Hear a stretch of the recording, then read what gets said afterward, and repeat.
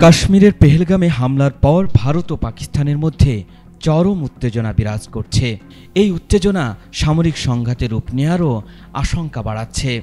ভারতের সঙ্গে এমন উত্তেজনার মধ্যেই ফের ক্ষেপণাস্ত্রের পরীক্ষা চালানোর পাশাপাশি যুদ্ধের হুঁশিয়ারিও দিয়েছে পাকিস্তান।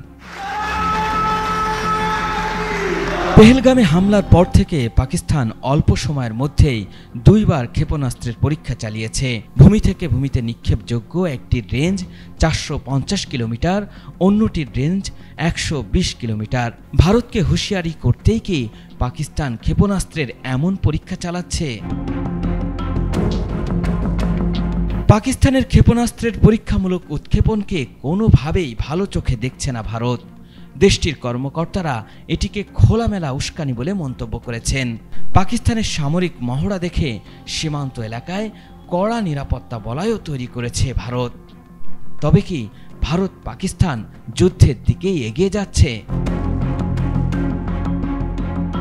এদিকে পাকিস্তান ভারতকে সাফ জানিয়ে দিয়েছে, ভারত যদি সিন্ধু পানি চুক্তি স্থগিত করার সিদ্ধান্ত থেকে ফিরে না আসে তবে এটির ফল হবে ভয়াবহ। সিন্ধু নদীর পানি চুক্তির ইস্যু নিয়ে পাকিস্তান তাদের সকল সামরিক শক্তি ব্যবহার করতে প্রস্তুত রয়েছে বলেও কঠোর হুঁশিয়ারি দিয়েছে দেশটি।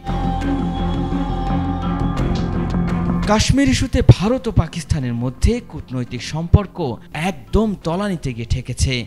সীমান্তে সংঘর্ষ এবং পারস্পরিক নিষেধাজ্ঞার ফলে দক্ষিণ এশিয়ায় স্থিতিশীলতারও হুমকির মুখে পড়েছে। পারমাণবিক শক্তিধর প্রতিবেশী দুটি দেশই সীমিত পরিসরে সামরিক হামলারও আভাস দিচ্ছে। এতে ইউক্রেন ও মধ্যপ্রাচ্যের যুদ্ধাবস্থার মধ্যে এশিয়াতেও একই পরিস্থিতি তৈরির আশঙ্কা দেখা দিয়েছে। তবে কোনো মতেই আরেকটি যুদ্ধ চাইছে না আন্তর্জাতিক সম্প্রদায়। আল ইমরান, ATN বাংলা।